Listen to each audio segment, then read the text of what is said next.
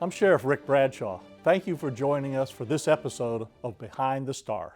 Here at the Palm Beach Sheriff's Office, there is a culture of commitment and teamwork, and a tremendous sense of pride in a job well done to ensure the security of our neighbors and to maintain a quality of life in a place many call paradise. Our award-winning department also works to provide insight and training to other law enforcement agencies. 30 homicide detectives from police services of Trinidad and Tobago are being trained by our detectives from PBSO virtually. The Advanced Homicide Investigation Program focuses on increasing the ability of the Trinidad and Tobago Department so they can identify and investigate homicides in the future. Deputies from PBSO are meeting with school students to tell them about the danger involved with gangs. This meeting happened as part of International Gang Awareness Month at Barton Elementary. We want all kids to know we are here for them before they can get involved with gangs. We know the students of Palm Beach County are our future. Words do not do justice. The heroic actions of all the first responders who were at Ground Zero on September 11, 2001. 2 deputies from the Palm Beach County Sheriff's Office recount their memories about how they served on 9/11.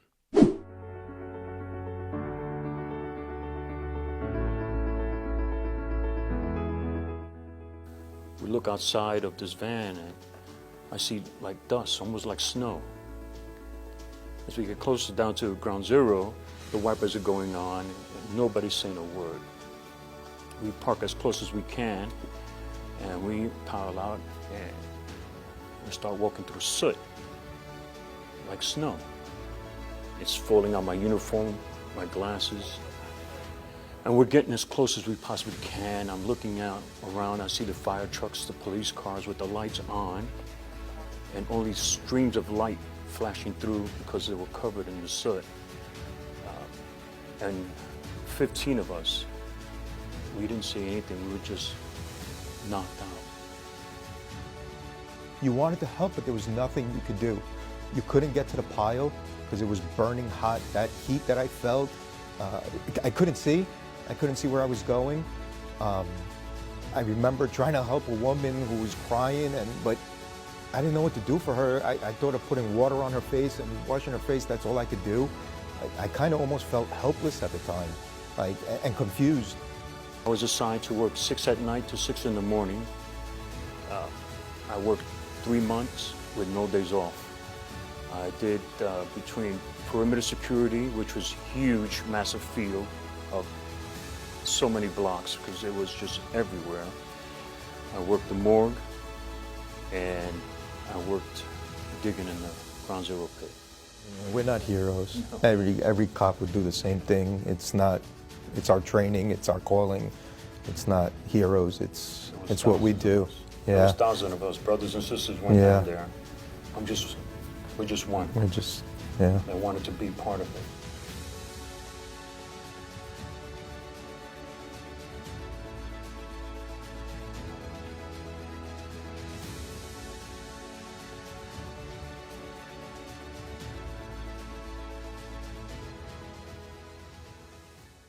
Our deputies were recognized and honored by Trinity Christian Academy staff and students during observances for September 11th.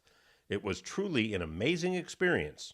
Thank you to Trinity Christian Academy for making our day as special as you are to us. Sergeant Walter Robinson spoke at a remembrance ceremony at Christ Fellowship in honor of 9/11. Today, 20 years ago, America came under siege. Terrorists struck at the very core of our American way of life. We gather on this day to convey our deepest sympathies to the families of 9/11. We gather to honor the memory of the courageous first responders, police officers, firefighters, emergency medical personnel who bravely ran towards danger to rescue, and in many cases, losing their lives in order to save others. Americans in our armed forces are battling terrorism on all fronts, both foreign and domestic, to better protect our nation and our way of life. Across this great nation, our first responders are continuing the courageous fight by protecting the American people, keeping them safe at home.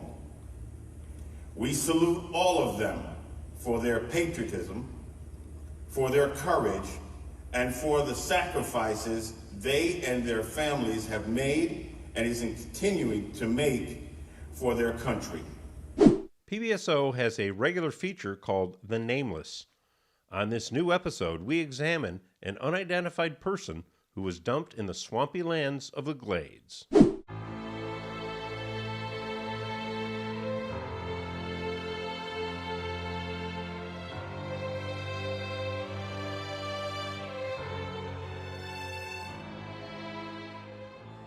Florida has numerous cases of murder victims whose identities have yet to be found. In most of these cases, their murderers also go undiscovered. Yet, we strive to seek justice. The Palm Beach County Sheriff's Office has around 360 unsolved homicides dating back to 1962. These are those stories.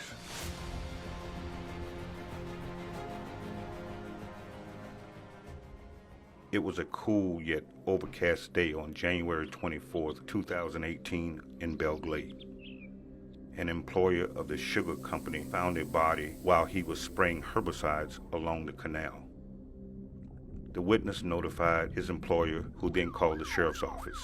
When the detectives arrived on scene, they noticed a white Hispanic male floating face down in the canal.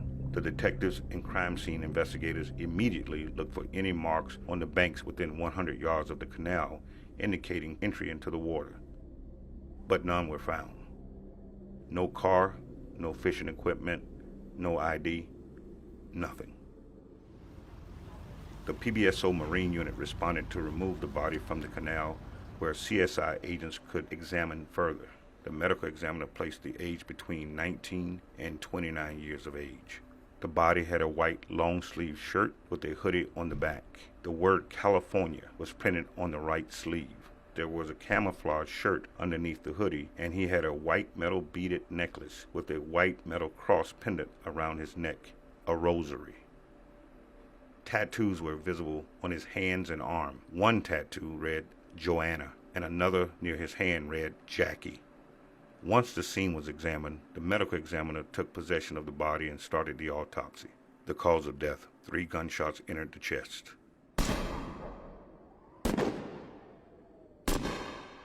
This was a homicide.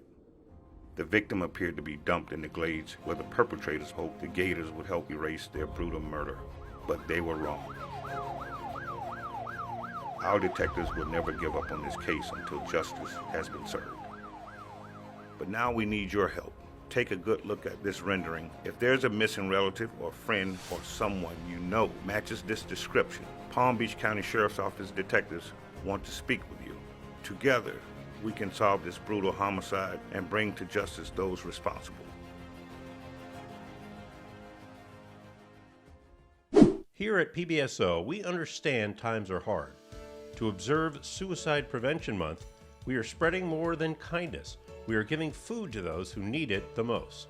The men and women of PBSO are committed to providing the highest level of service to members of our community. In 2005, Deputy Christine DiGiacomo Kimball died suddenly after being diagnosed with leukemia. She was a 36-year-old rising star at PBSO who had just become a detective. Her badge, ID card, and award plaques were kept at the West Boca District. After 16 years, Deputy Kimball's mother was located and surprised with the memorabilia. Together, we are keeping Deputy Kimball's memory alive. It is with great sadness that we announce the passing of retired Corrections Lieutenant Luis Lou Torres Cruz. Retired Lieutenant Torres Cruz served for 31 years, and he will never be forgotten. We also sadly announce the passing of retired Corrections Support Personnel Kathleen Kempf. She served PBSO with honor for 16 years prior to retiring in 2014. She is survived by her husband and daughters. We are sad to announce that retired Ernest Habersham Jr. passed away. Sergeant Habersham worked with PBSO Corrections Division for 27 years. And now some news and notes from the Palm Beach Sheriff's Office. A big thank you to the staff of Benchmark Mortgage for bringing us lunch. The team at Benchmark wanted to show their appreciation and support of law enforcement. We feel the love. And Benchmark Mortgage donated $250 to help with our community project to renew the kids' basketball court and playground at Dyson Circle Apartments. And we also want to thank our newest community partner, Realtor Lisette Ruiz, who also pitched in with the project. It's not often corrections is visited by such a giving group. This was a very sweet surprise from the Greater West Palm Beach Women's Club. They brought baskets full of snacks. Thank you so much. You made our day. For those visiting any Palm Beach County's 5 courts, please know that we are there to provide a safe environment for everyone. A few of those deputies keeping order are Deputy Dinsey Wells, Deputy Cano, and Deputy Rodriguez, who make us very proud. Check out our latest magazine issue of Dispatch. You can read stories about how our deputies navigated the pandemic to better serve our community and all those who died tragically because of it. If you see one of our PBSO therapy canine dogs, make sure to say hi. During lots of occasions, we go around the community with therapy canine Kalu, making sure everyone is doing okay and cheering up anyone going through difficult times. Let's make it a point to spread kindness and greet others. Bumping elbows with someone lets them know they're not alone. It's always a great time for ice cream. Our deputies loved putting smiles on these kids' faces when they told them dessert is on us. Do you have this app on your phone? Connect Protect allows Palm Beach County residents to instantly let the Sheriff's Office know when there is someone in need of help during a catastrophe or to report any suspicious activity. Download it for free and help us keep you safe.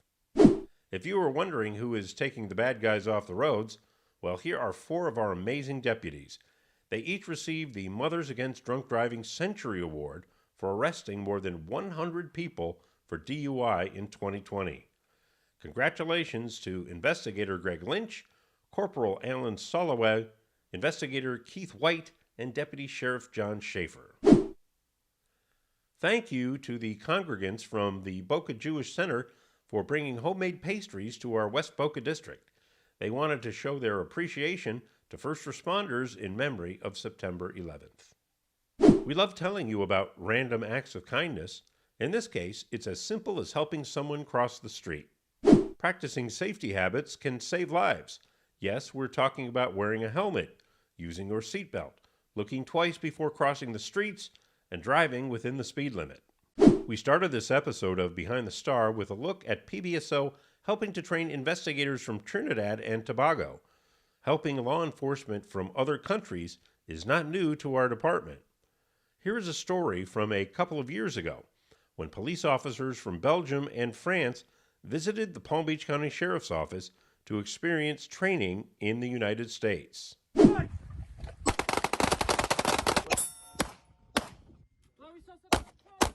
We are here in order to exchange with law enforcement people from the United States.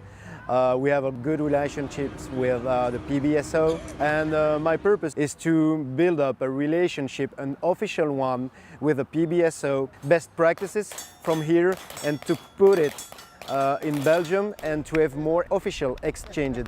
We sort of thought there was an interest of bringing our 2 police cultures together. So they've been coming on their own for about the last 5 years. I would set up training for them, tactics that they could take back and use in Belgium. And in return, we would take a group of PBSO officers over, and they would show us their country, their culture, and their police tactics. You always want to see what can be done somewhere else. So we want to try and to experience something from outside our country, like the United States. And we had this good opportunity to do it here in Florida, especially at West Palm Beach. We learned a lot here, different things, and good for my job. I need to know what's the difference between Belgium and USA. Belgium, We don't have the time and the budget for training like here in the United States, and we do not have the same weapons.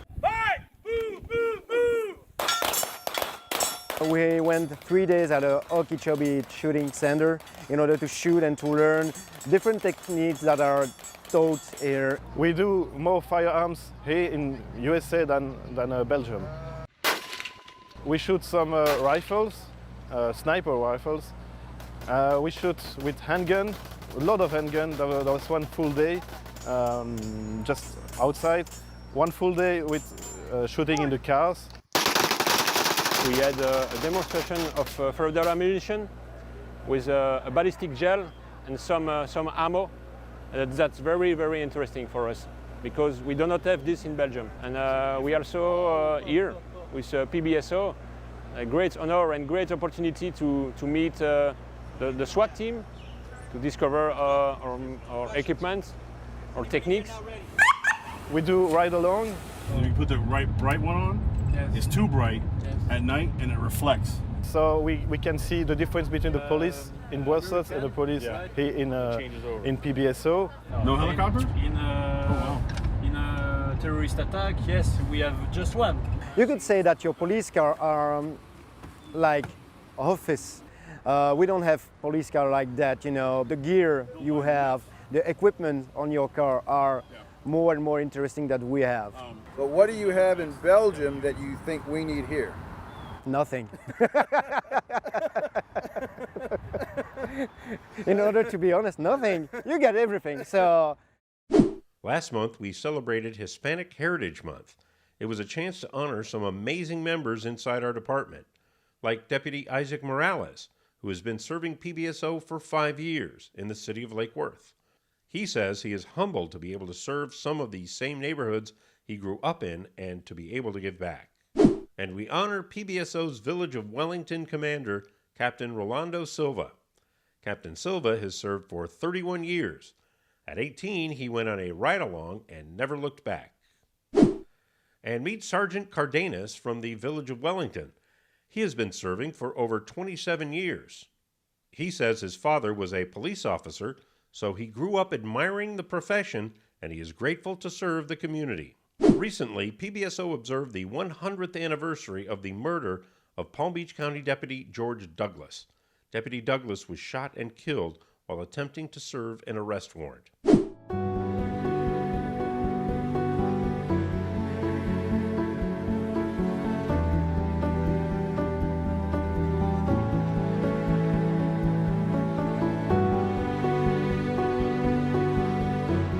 Today we're out here at the original Miami Locks Canal. We have been doing an investigation into the whereabouts of the death of Deputy George Clem Douglas that occurred on August 27, 1921. Deputy Douglas had moved down from Alabama with his family into the settlement of Little Bear Beach. He was 50 years old. The town had approached him as being the deputy for the town. They needed one because of his athleticism, his goodwill, and the town really liked his personality. They voted him in only 5 weeks before he was murdered.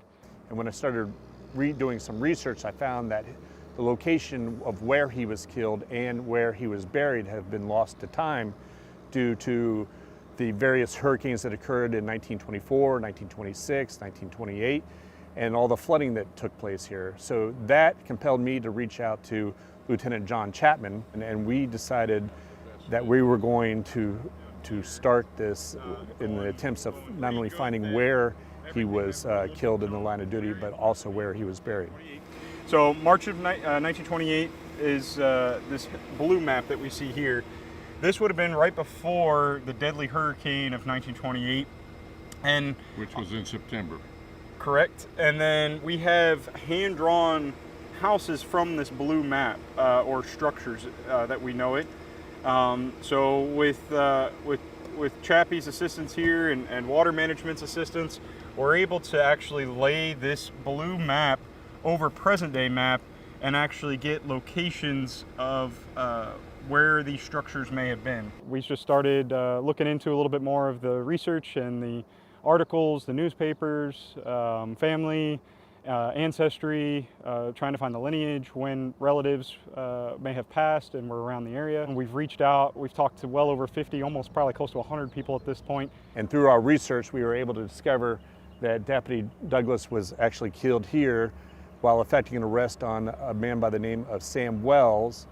And Sam Wells was never caught. And we've narrowed down the area and with some quite certainty of where Little Bear Beach was, which would have been where Deputy Douglas was buried. Lieutenant Chapman and I are actually the second generation that have picked up this torch. I was at my desk at the District 5 station. I received a phone call from a professor who identified himself as being from the Florida International University. And he told me he was in Greenville, South Carolina, doing backup and work on determining how many officers and who they were actually killed in the line of duty in South Carolina.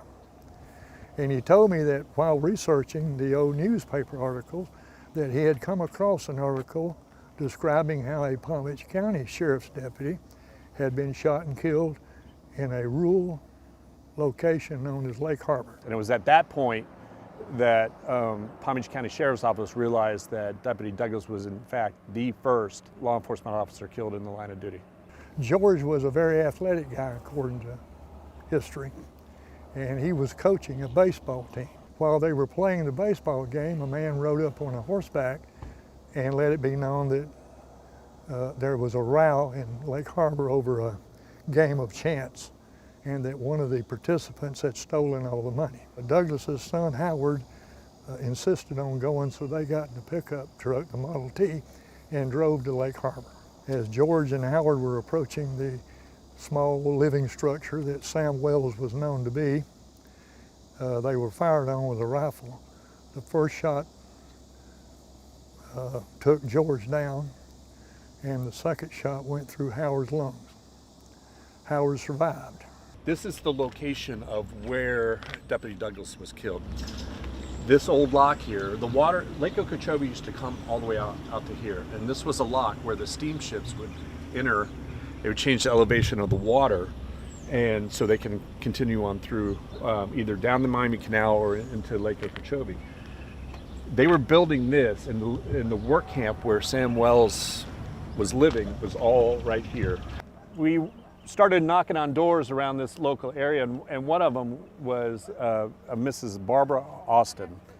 When we first spoke to her, and when I got to the point of why we were here, and I mentioned Deputy Douglas, she goes, "Oh, Deputy Douglas, who was killed right there." And so that solidified everything we thought to be true in all the newspaper articles. She knew it. I actually called my brother Leland, who lives in North Carolina. He's 84. And he did remember Mom and Daddy talking about the man being killed over here at the locks. And he said he didn't remember all of the story, but he did remember them talking about the man being killed. I think he was either the deputy or somebody that had worked over here at the locks at that time. And I've lived here all my life. We've lived here all our life, and it was of course, I was born in 49, she was born in 50, so. Now there's a road that's near there that has a special name to you guys. Mount Thomas Road, yeah, that's our dad. And so that area that's right around there, there was a camp, a labor camp. There still is. Mount Thomas Quarters. And then, yeah. Right down that same road. Well, we don't really remember that type of a camp. The only camps we remember, U.S. Sugar camps. But there was another camp here in Lake Harbor, and it was right down here. That's true. And it was for offshore labor. Okay, you're at 12 feet. We came out here to Little Bear Beach at the south end of Lake Okeechobee, and we were looking for the church where Deputy Douglas was possibly buried.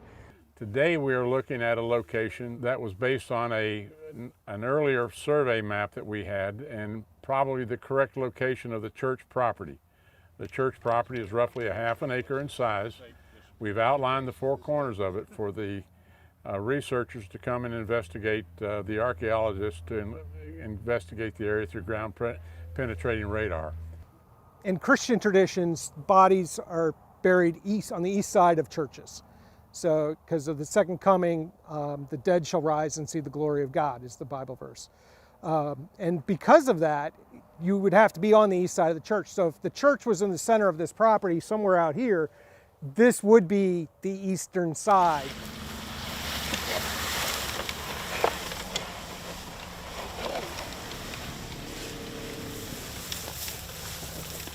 We're using a ground penetrating radar to show differences in soils and disturbances. And it's represented by, I don't know if the camera can see it, but it's represented by those gray and white squiggles.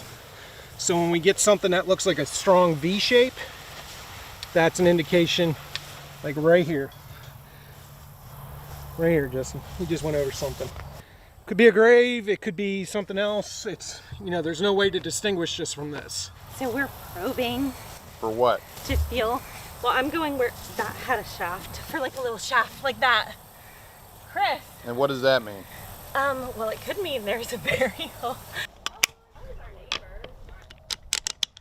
We are setting up the GPS to be able to locate very, very accurately where these flags are, where the potential marker is, and where we've gone. We've spent today looking for Deputy Douglas's remains, or his coffin or tombstone, and we've run ground penetrating radar all over the property, which you can see. You can see all the white flags. Those are areas where the radar indicated there could be something. Now again, we can't tell what that may be. It could be an irrigation pipe or it could be a grave. We don't know. But we found this cement structure here, which is not typical for a footer of the time from 1920s, but it could be a later footer without question. But I've also seen homemade tombstones from the Appalachians that are the same way, of a poured cement nature, with, and then a cross would have been added on top of it. But again, it's going to take a lot of research to get this done, to figure this out. We've got to do it. You know, graveyards are meant to be protected and preserved, and ethically it is the right thing to do to try to locate these remains so we can preserve them or relocate them, whatever the descendants or the government or the sheriff's office in this case chooses to do. Deputy Douglas never received a proper law enforcement memorial or funeral or anything because it happened so long ago. On August 27th, the 100th anniversary of Deputy Douglas's death, we wanted to finally give Deputy Douglas the memorial that he deserves and mark the location that will stand throughout time. I once said that it's the rite of passage for Douglas, for us to know who he was and why he was killed and where he was killed and where he's buried. And let's finish up this episode tracking a turtle. I guess you could say slow traffic stayed to the right. Our deputy saved the day and put our friend in a safe spot. Now back to you, Sheriff Bradshaw. Okay, that'll do it for this episode of Behind the Star. On behalf of the men and women of the Palm Beach County Sheriff's Office, thank you for watching.